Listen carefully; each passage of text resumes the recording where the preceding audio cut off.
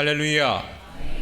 하나님의 은혜와 평강이 오늘 예배드리시는 모든 성도님들과 함께 하시기를 주의 이름으로 축원드립니다. 오늘은 시편 23편 1절로 6절 말씀을 중심으로 내 잔이 넘치나이다, 내 잔이 넘치나이다 하는 제목으로 함께 은혜를 나누겠습니다. 오늘 말씀은 교회를 다니는 사람은 누구든지 좋아하는 시편 23편이죠. 이 시편은 다윗의 시로서 하나님과 성도와의 관계를 목자와 양에 비유해서 묘사한 전형적인 전원시입니다. 다윗은 오늘 말씀 5절에 내 잔이 넘치나이다 하며 하나님의 은혜를 고백했습니다.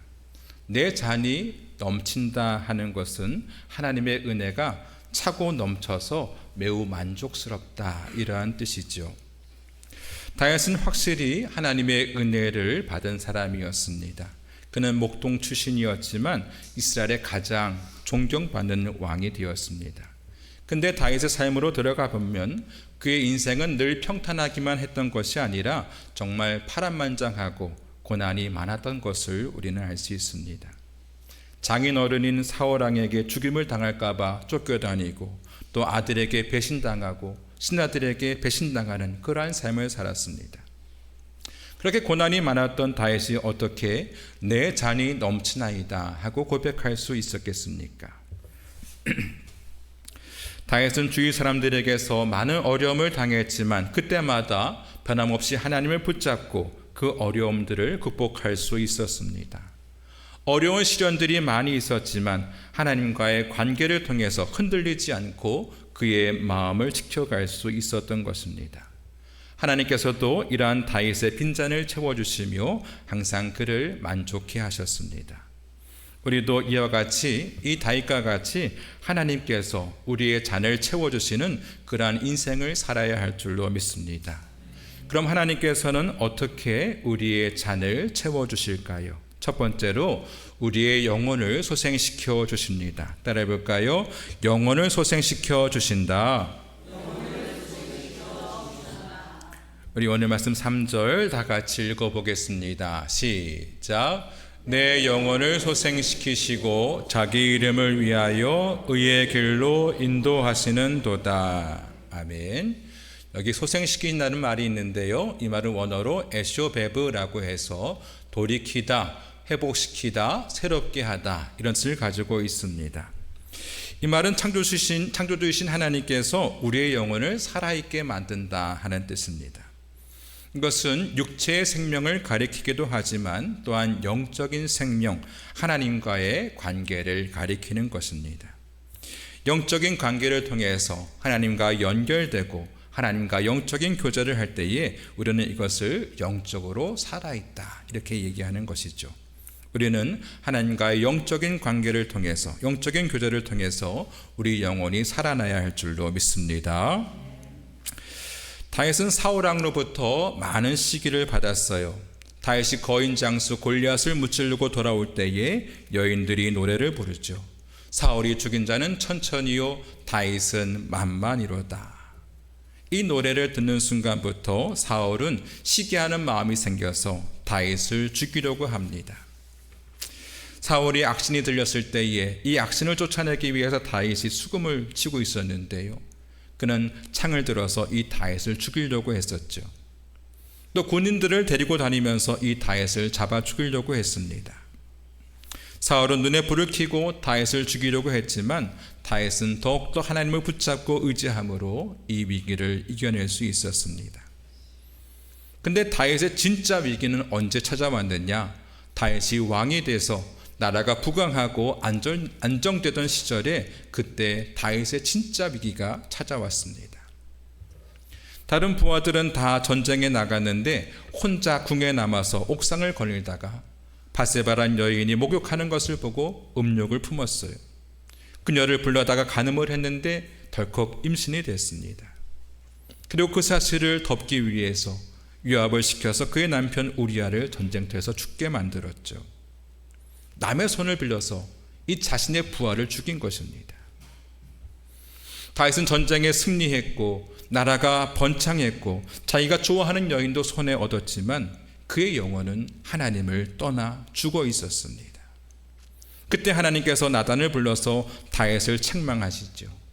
야, 내가 너를 목동에서 일으켜서 이스라엘의 왕으로 세워주고 사울의 손에서도 구해줬는데 네가 나를 업신여기고 우리아의 아내를 빼앗아 내 아내로 삼았느냐.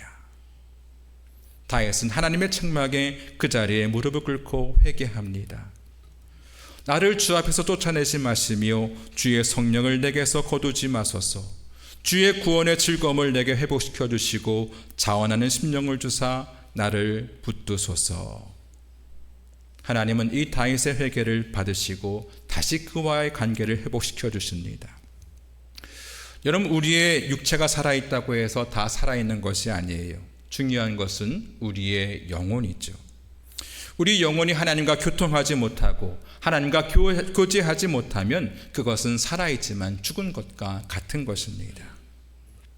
요한복음 15장 말씀에 나는 포도나무요 너희는 가지라. 그가 내 안에 내가 그 안에 거하면 사람이 열매를 많이 맺나니 나를 떠나선 너희가 아무것도 할 수 없음이라 했습니다.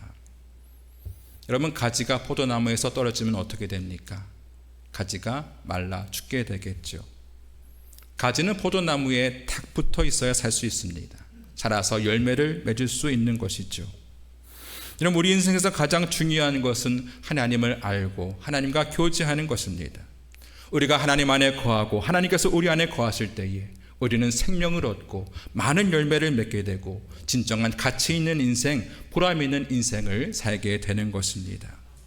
여러분, 하나님과 교제함을 통해서 하나님과 늘 동행하며 많은 열매를 맺으시길 바랍니다. 코칭 전문가인 서호경 박사는 예정이란 책에서 자신의 이야기를 합니다. 불교 가정에서 태어난 그녀는 불교 대학원까지 졸업할 정도로 열심히 있는 그런 불교 신자였어요. 근데 33살이 되던 해에 대학 졸업 논문을 마무리하던 새벽 3시에 하나님께서 그녀를 찾아오셨습니다. 갑자기 입에서 방언이 터져 나왔고 교회에 나가고 싶은 마음이 생겼어요. 근데 열심히 있던 그녀의 가족들은 그녀가 교회에 나가는 것을 원치 않았습니다. 그래서 그녀를 집안에 가둬놨어요. 근데 그때부터 몸이 아프기 시작합니다. 아무리 약을 써봐도 안 되고 몸무게가 30kg까지 줄어서 생명이 위태로울 지경에 놓였습니다. 이때 신앙을 가진 후배의 도움으로 기도원에서 금식 기도를 하는 가운데 성령의 능력으로 소생되는 기적을 체험하게 됩니다. 이를 계기로 해서 가족들이 모두 예수님을 영접하게 되었고 남편 역시 복음 증거의 동역자가 되었습니다. 이후 신학을 공부한 그녀는 연세대학교에서 코칭을 가리키며 복음 전하는 삶을 살게 되었어요. 죽음의 위기에서 수생케 하신 하나님의 은혜를 그녀는 이렇게 고백합니다. 17년 전까지 주님과 상관없는 불신자로 살다가 하나님의 은혜로 33살에 예수님을 만났을 때에 나는 충격을 받았습니다. 하나님은 살아계신 분이셨고 그 아들 예수 그리스도가 내 죄 때문에 십자가에 달려 죽으시고 부활하셔서 오늘도 살아계시며 나와 같은 죄인을 부르시는 사실을 깨달았기 때문입니다. 주님은 3년 동안 불치병으로 누워 지내던 나를 찾아오셔서 모든 병을 고쳐주셨습니다. 주의 성령을 보내시고 동행해 주시는 기가 막힌 일이 기적처럼 내 삶에 일어났습니다. 불가능한 일, 도저히 상상도 못했던 일이었습니다. 정말 하나님의 놀라우신 은혜라고 밖에 표현할 길이 없습니다. 그녀는 절실한 불교 집안에 태어나서 평생 하나님을 모르고 지낼 그러한 운명이었지만 주님께서 강권적으로 그녀를 찾아오셔서 거듭나게 하심으로 새로운 생명을 얻게 하셨습니다. 하나님과의 만남을 통해서 그녀의 육체가 살아나게 되고 그 영혼이 소생하게 된 것입니다. 여러분, 우리도 이러한 하나님을 만나야 될 줄로 믿습니다. 그분과 깊은 영적인 교제를 통해서 우리 영혼이 살아나고 소생케 되는 그러한 은혜가 있기를 축원드립니다. 두 번째로 주님은 우리와 함께 하십니다. 따라해 볼까요? 우리와 함께 하신다. 우리 4절 전반부 다 같이 읽어보겠습니다. 시작. 내가 사망의 음침한 골짜기로 다닐지라도 해를 두려워하지 않을 것은 주께서 나와 함께 하심이라. 아멘. 다윗은 우리가 알다시피 목동 출신이죠. 그 당시 이스라엘은 목축업을 많이 했기 때문에 목동은 가장 흔한 직업이었고요. 또 양들과 함께 들판에서 잠을 자야 할 정도로 굉장히 고되고 천한 직업이었습니다. 근데 그러던 다윗이 한 나라의 왕이 된 것이죠. 가장 흔하고 천한 직업에서 가장 존귀한 직업으로 바뀌게 된 것입니다. 그가 가장 낮은 자리에서 그 높은 자리까지 올라가는 동안 얼마나 험악한 일들을 많이 겪었겠습니까? 그는 그 과정에서 많은 위기를 겪었지만 그때마다 하나님께서 그와 함께 하심으로 그 모든 위기들을 극복할 수 있었습니다. 다윗의 이 고백은 그러한 경험을 통해서 나온 고백이라고 할 수가 있죠. 여러분, 아무리 큰 위험이 있다 할지라도 사망의 음침한 골짜기, 사방의 죽음으로 둘러싸인 그 골짜기를 간다 할지라도 하나님이 함께 하시면 우리는 그 모든 위험을 이겨낼 수 있는 줄로 믿습니다. 다윗이 사울을 피해서 엔게디 광야에 있을 때에 사울이 그 소식을 듣고 3,000명의 군사를 데리고 그를 잡으러 갔어요. 다윗은 사울을 피해서 엔게디 광야에 있는 한 굴에 숨어 들어갔습니다. 근데 사울이 그 굴 입구까지 쫓아온 거예요. 이제 독에 든 쥐나 다름없죠. 이젠 죽었구나 하고 있는데요, 갑자기 사울이 그 굴로 뒤를 보러 들어옵니다. 뒤를 본다는 것은 용변을 본다는 뜻이에요. 사울이 아무런 호위병사도 없이 용변을 보는 그런 무방비 상태였기 때문에 사울을 죽일 수 있는 절호의 기회가 다윗에게 온 것입니다. 그동안 다윗이 사울 때문에 얼마나 많은 고생을 했어요. 그 모든 억울함을 풀 수 있는 기회가 온 것이죠. 다윗의 측근들도 이야기합니다. 다윗 장군님, 이것은 하나님이 주신 기회입니다. 어서 일어나서 사울을 치십시오. 이때 다윗은 어떻게 하느냐? 사울 뒤로 가서 가만히 그의 겉옷자갈을 베어서 나왔죠. 그리고 뭐라고 하냐면요, 내가 손을 들어 여호와의 기름 부음을 받은 내 주를 치는 것은 여호와께서 금하시는 것이니 그는 여호와의 기름 부음을 받은 자가 됨이니라. 지금 사울이 다윗을 죽이러 온 거예요? 다윗이 사울을 죽이러 온 거예요? 사울이 다윗을 죽이러 온 것이죠. 근데 그러한 상황에도 하나님이 다윗과 함께 하시니까 오히려 다윗이 사울의 생명을 선택할 수 있는 그러한 위치가 된다는 것이죠. 상황이 역전된 것입니다. 다윗은 하나님이 나와 함께 하시고 나를 보고 계신다는 그러한 믿음이 있었기에 사울을 돌려보냅니다. 하나님께서 다윗과 함께 하셨지만 이 다윗도 늘 하나님과 함께하며 하나님 보시기에 정직하게 행했던 것이죠. 또 한 번은 다윗의 아들 압살롬이 반역을 일으켜서 다윗이 도망길에 오르게 됩니다. 근데 안타까운 소식이 하나 들려오는데 다윗의 모략가였던 아히도벨이 압살롬 편에 섰다는 이야기가 들려왔어요. 이 아히도벨은 굉장히 뛰어난 모략가였는데요, 그의 계략이 얼마나 뛰어나냐면요, 사람이 하나님께 물어서 받은 말씀과 같았다는 거예요. 그러니까 기도해서 응답받잖아요. 그런 똑같은 그런 계략을 냈다는 겁니다. 다윗은 그의 인생에서 가장 큰 위기를 맞게 됩니다. 이 아히도벨이 압살롬에게 제안을 해요. 왕이시여, 저에게 군사 12,000명을 보내주시면 제가 오늘 밤 당장 가서 다윗의 목을 베어오겠습니다. 근데 다윗이 혹시 몰라서 자기의 친구 후세를 압살롬에게 보냅니다. 근데 압살롬이 이 후세에게도 그 의견을 물어보는 거예요. 후세가 이야기합니다. 다윗은 백정노장이기 때문에 부하들과 함께 잠을 자지 않을 것입니다. 어딘가에 혼자 숨어 있을 것입니다. 지금 기습을 하지 마시고 이스라엘의 모든 군사를 모아서 다윗이 숨어 있는 것을 완전히 초토화시키십시오. 만약에 압살롬이 아히도벨의 의견을 따른다면 다윗은 꼼짝없이 죽게 될 것입니다. 근데 압살롬이 어떤 결정을 하느냐? 아히도벨의 의견을 따르지 않고 다윗의 친구 후세의 의견을 따르기로 결정을 해요. 다윗이 시간을 벌게 된 거죠. 도망갈 시간을 얻게 된 것입니다.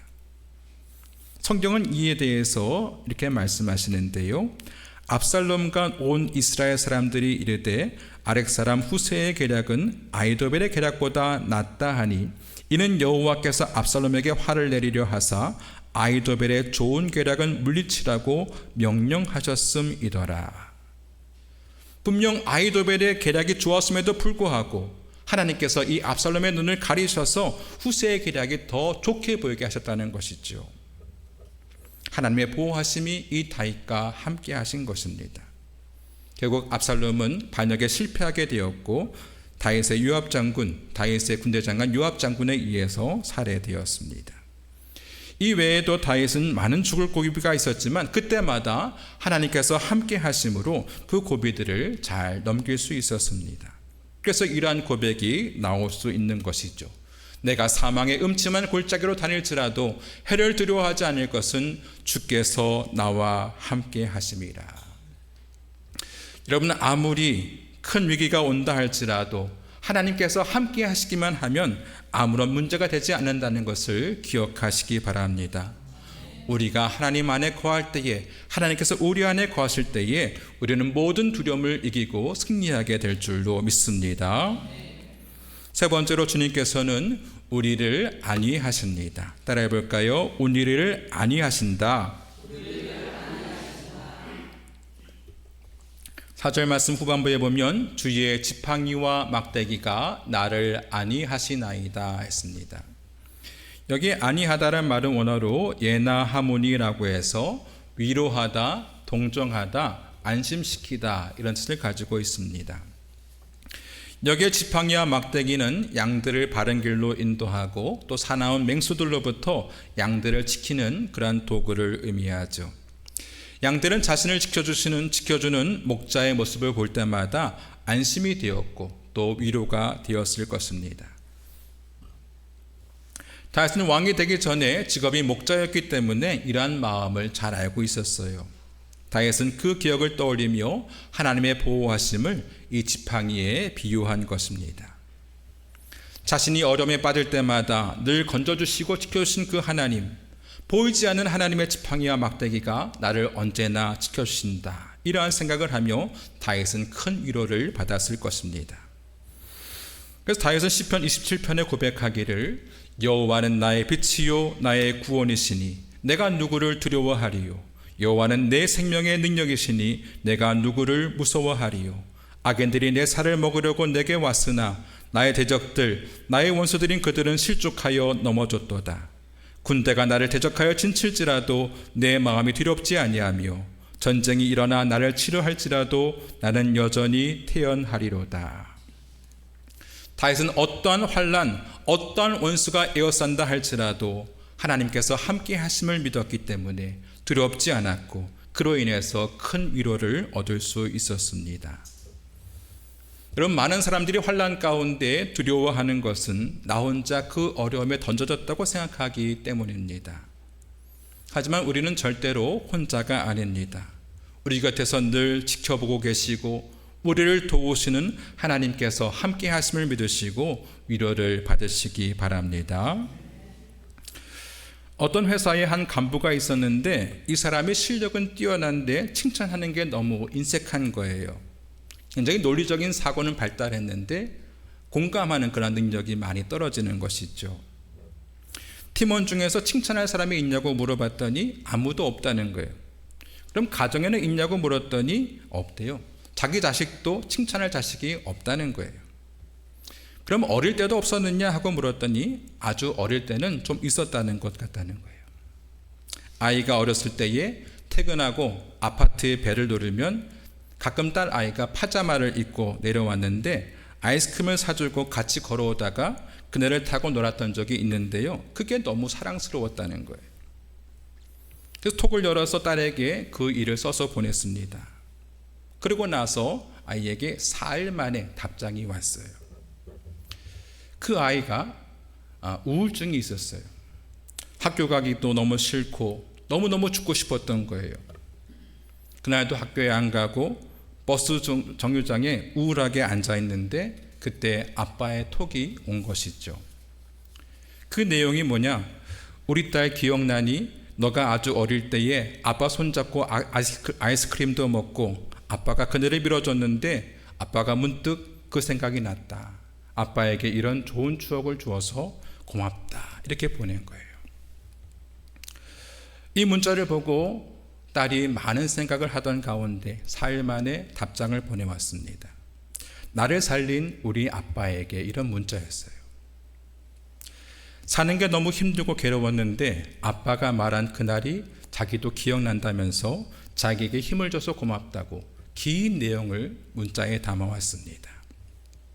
이 딸이 정말 학교 가기도 싫고 우울증에 걸려서 죽고 싶었는데 아빠의 카톡의 말을 통해서 힘을 얻게 된 것이죠. 그만큼 위로는 우리의 생명을 살리는 능력이 있는 것입니다.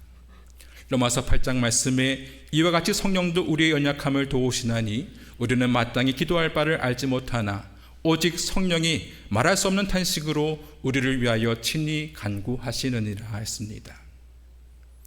여러분이 때때로 인생을 살아가는 가운데 나 혼자 그냥 덜렁 던져진 것 같은 느낌을 받을 때가 있어요. 뭘 어떻게 기도해야 할지도 모르는 그러한 막연할 때가 있습니다. 하지만 그곳엔 나 혼자 있는 것이 아니라 우리 성령님께서 우리와 함께 하시는 줄로 믿습니다.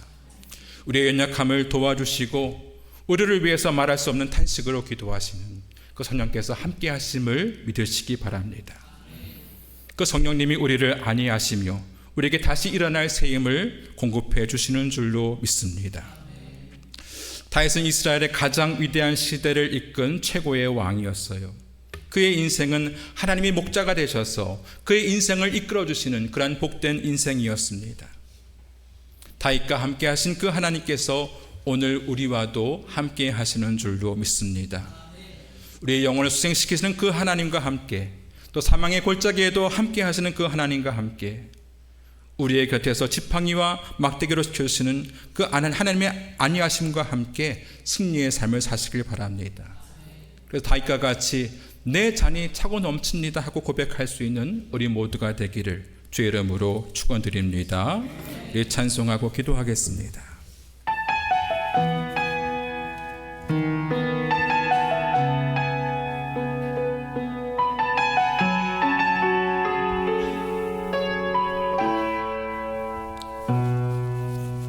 이 세상을 살아가는 동안에 나의 힘을 의지할 수 없으니 기도하고 낙심하지 말 것은 주께서 참 소망이 되심이라. 주의 길을 걸어가는 동안에 세상의 것 의지할 수 없으니 감사하고 낙심하지 말 것은 주께서 참 기쁨이 되심이라. 하나님의 꿈이 나의 비전이 되고 하나님의 성품이 나의 인격이 되고 성령님의 권능이 나의 능력이 되길 원하고 바라고 다시 한번 찬양합니다. 이 세상을 살아가는 동안에 이 세상을 살아가는 동안에 나의 힘을 의지할 수 없으니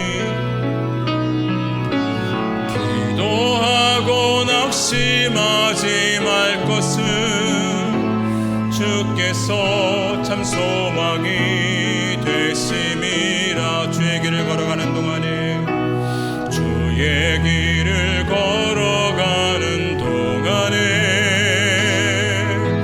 세상의 것 의지할 수 없으니 감사하고 낙심하지 말 것은 주께서 참 기쁨이 되심이라. 하나님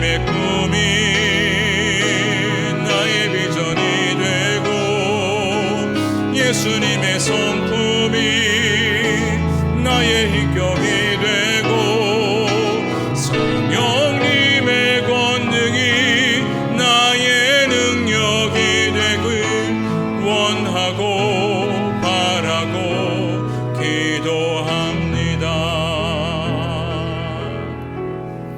여러분, 다윗은 그 당시 이스라엘에서 가장 천한 직업인 목동에 위치해 있었지만 하나님께서 그를 불러서 이스라엘의 가장 위대한 왕으로 세우셨습니다. 그것은 다윗이 잘나서가 아니라 하나님께서 이 다윗의 인생을 인도하여 주셨고 또 그의 인생의 목자가 되어 주셨기 때문입니다. 하나님, 우리도 이 다윗과 같은 인생을 살게 하여 주옵소서. 주님께서 우리의 인도자가 되시고 목자가 되어 주셔서 우리의 영혼을 수생시켜 주시고 우리와 함께 하시며 우리를 위로하여 주옵소서. 이 시간 다 함께 주여 부르시고 통성으로 기도하겠습니다. 주여